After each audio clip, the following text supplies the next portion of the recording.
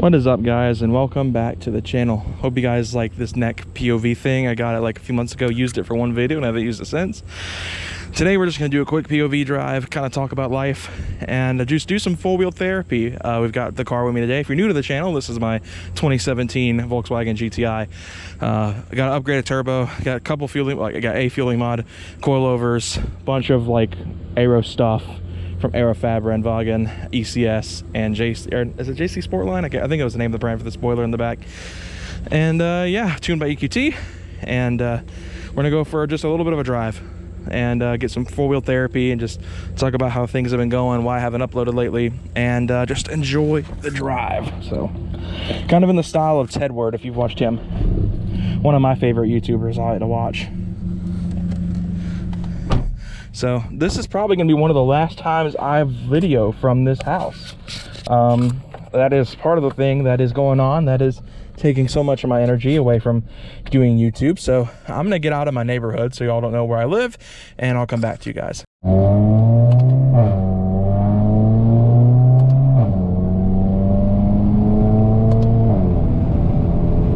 All right, so I'm gonna try to manage the windows down a tiny bit because it's warm and I don't want to run the air. But yeah, we're in the GTI, heading out for a little bit and getting a little bit of four-wheel therapy, running a quick errand. A lot of you guys remember drives like this I used to do, where I would just go up the street, drop my dry cleaning off. Kind of the same thing, but I've had to go to a new place because the one I was going to closed, and I'm very bummed out about it. This place, the guy's super nice. He's actually a really big VW enthusiast, the guy who runs it, and is also a gaming enthusiast, which is something I'm into. So we'll sit there and chat for like an hour and a half, because I am super shy. Anybody, the rare, like maybe 3 of you guys that have ever met me in person know that I'm super shy and I'm not super talkative to people I've just met. But sometimes there are certain people that I just tend, I guess because of a common interest, I'll mesh with and I won't shut up. I'll get rolling, I'll get ranting, I'll get talking, and I don't shut up. So this guy's one of those guys. I just immediately got along with him and I don't shut up when I start talking. So today I'm gonna have to do that. I'm gonna have to keep that to a minimum because I've got a lot of stuff to do this afternoon. I worked a good bit this week. I'm not done for the week, actually. My job, usually I only work a few days at a time. This week is a rare exception. We've been really busy this week and it's been lots of long days. Today was actually supposed to be a really short day and turned out to be a little bit longer. So thankfully I get paid regardless of how long I'm there. So, but anyway, yeah, life. So just give a quick update in the car, because I'm sure there are probably people who are more worried about that than, you know, hearing my four-wheel therapy ranting. So yeah, I did the Mark 8 PCV about a month ago now, I think, and redid my spark plugs about a week later. Took the car to downforce battles at Caffeine and Octane Lanier, and the car did really well. I was very happy and very impressed. I lost every single battle I did, and I learned a lot about the weaknesses of this car in terms of cornering, which all come down to the lack of a limited slip diff. This car is a base GTI non-performance pack, so it is the standard open diff, the smaller brakes, all of that fun stuff that just means it's not a good recipe for cornering grip and getting out of a corner. For tight autocross courses, and of course this is further exacerbated by the 3071R that's on this car, it's just not at home on a track like that. Something more drawn out like a Road Atlanta or an Atlanta Motorsports Park might be better for this car. But Lanier and its autocross setup and its autocross configuration, not the best setup for this car.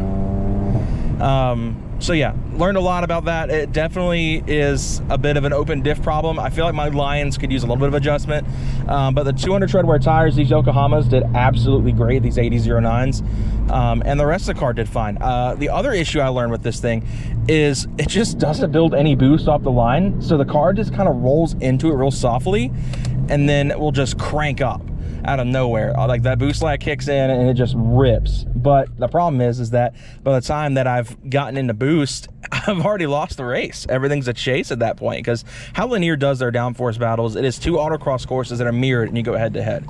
So in my case, all these other cars launch way harder than this does. They're able to get off the line. This car, if I used launch control, it would get rolling quicker, but then it would cut boost on upshift. This is a problem I've always had with this stock, like with the diverter valve and all that stuff. And I'm pretty sure it's a limitation in the ECU that is causing that to happen. So when I can finally get a hold of EQT, or I'm actually talking with someone about going open source, it really just depends on my next thing I'm working on, if that will wind up playing out like I hope it will. Goodness gracious, the traffic is bad right here for once. That's usually not as bad. I'm talking to someone going open source, but if I wind up staying in the county I'm in right now, which still requires emissions testing, don't think that's going to be a route I can go, and I'll have to stick with Cobb, which is fine if I could get a hold of EQT at all.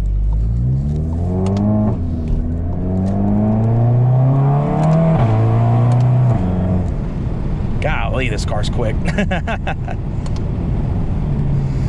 So I've been talking to someone about open source tuning as well. Huge thanks to RSX Engineering in the comments on my recent videos, who has offered to tune this car completely for free in open source.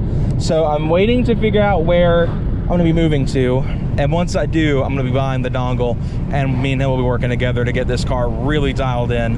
And around that same time, I intend on getting MPI and a low pressure upgrade. Probably won't be going with EQT's pumps. I've been seeing so many people lately have failures on EQT's low pressure pumps, and I've been talking to some people, and they've even said EQT's adjusted their tuning strategy, which has caused a lot of failures on low pressure pumps because they're running the pumps way harder.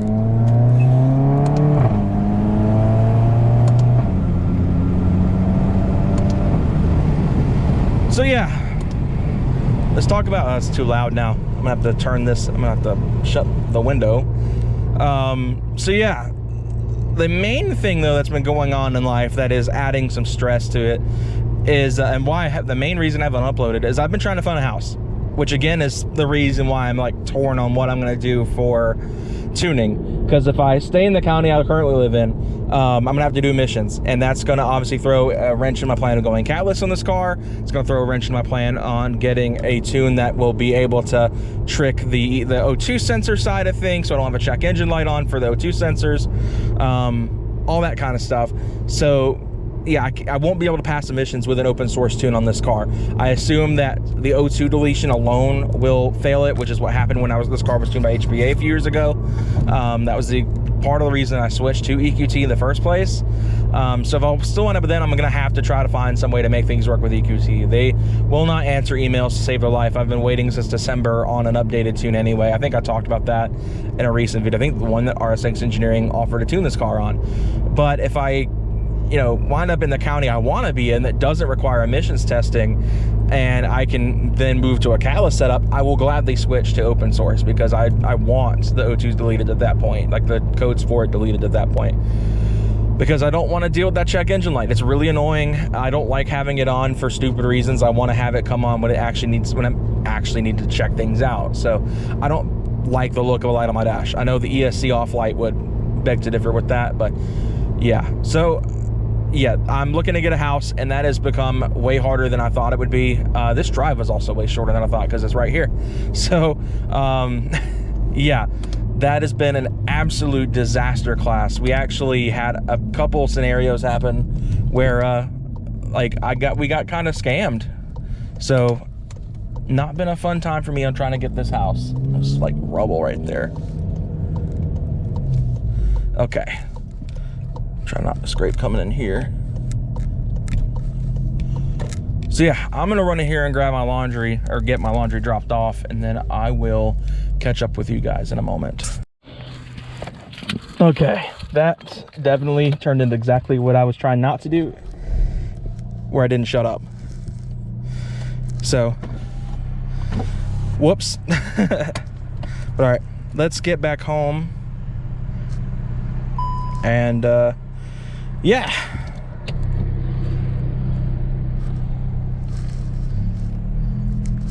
So I gotta be careful coming out of here, because I learned I do scrape if I don't angle this thing right.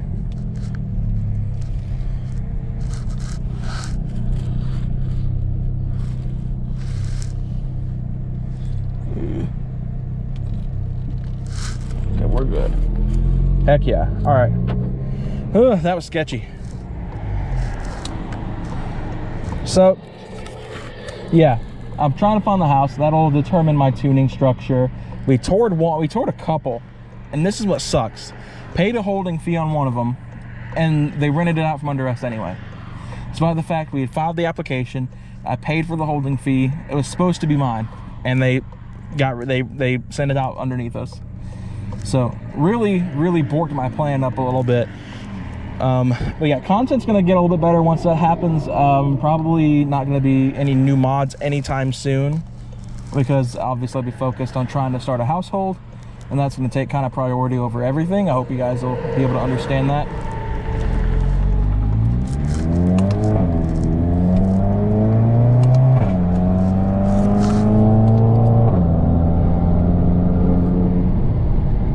So yeah, got my wedding shower this weekend, probably by the time you guys are seeing this video, honestly. Just a lot of stuff going on right now. Been a very busy time for me, and oh, I'm gonna go for it. Oh, okay, you kind of suck.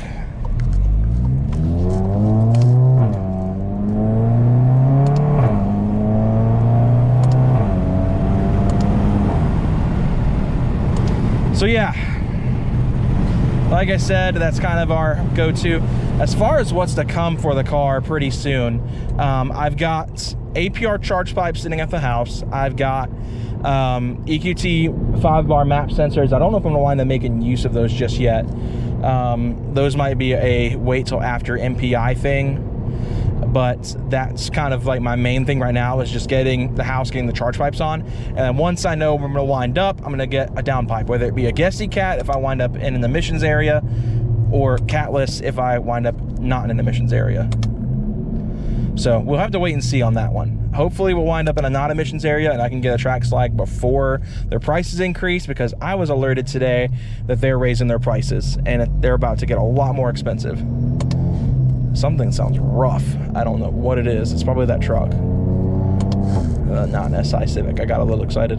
But I need to be in that lane, so I need this Honda to hurry up. But apparently they don't believe in speeding up.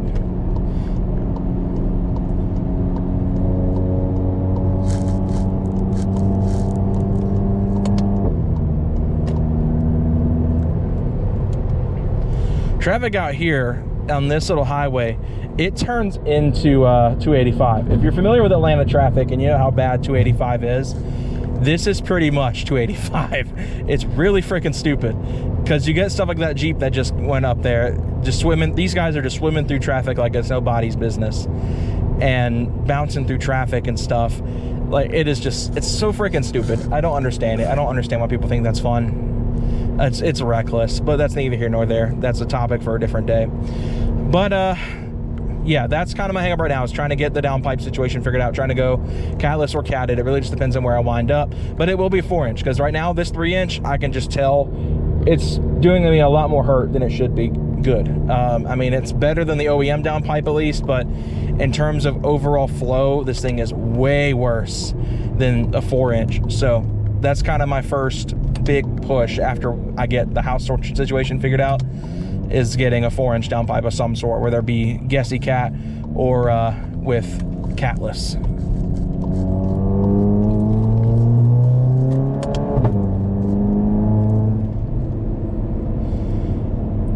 All right, I think we're good now. I can crack the windows again.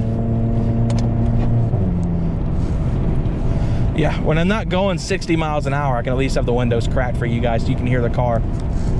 But yeah, I am excited to get moved out. I'll be moving in there by myself for a little bit, living on my own for a little bit, kind of getting my own wings, so to speak, learning about living on my own and how to run a household proper. I've talked about it before. My fiance is very old school, religious, doesn't want to live together until we say I do. So yeah, I'll be on my own for a little bit. I know to some people that may be weird, but not living with her first, but you know, that's just how we operate.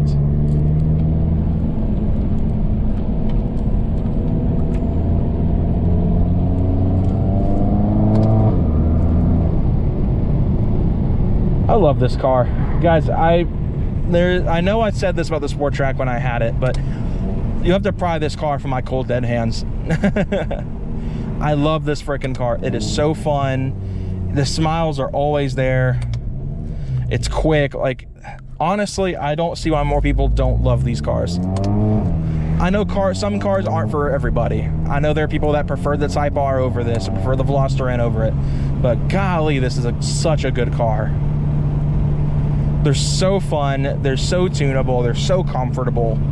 Like, I don't know. I'd buy this car a million times over, honestly. This is one of those cars where, forbid something happens to it, I'm getting another one. Like, whether it be a 7, a 7.5, or an 8. One of the three. I love all of them. Hopefully someday I'll get to do another video on a Mark 8 and get to drive it on video for you guys. The one that I test drove, I didn't film because I was really just focused on if I'm gonna buy this thing or not. But yeah, didn't wind up doing that, obviously. Oh, this car's coming. I probably could have gone like 6 times, but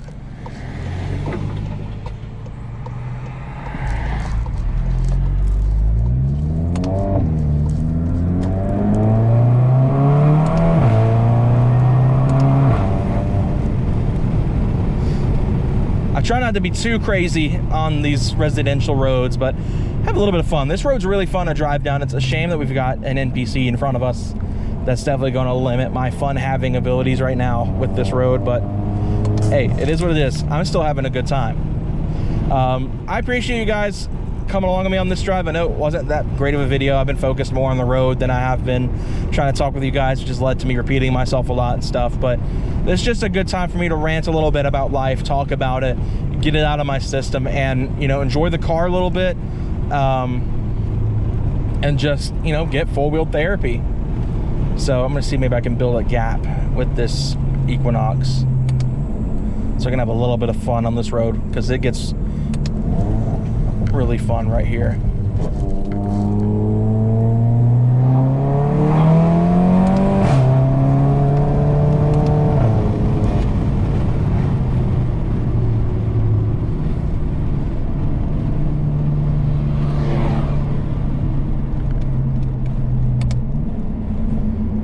Not gonna get to have too much fun, unfortunately.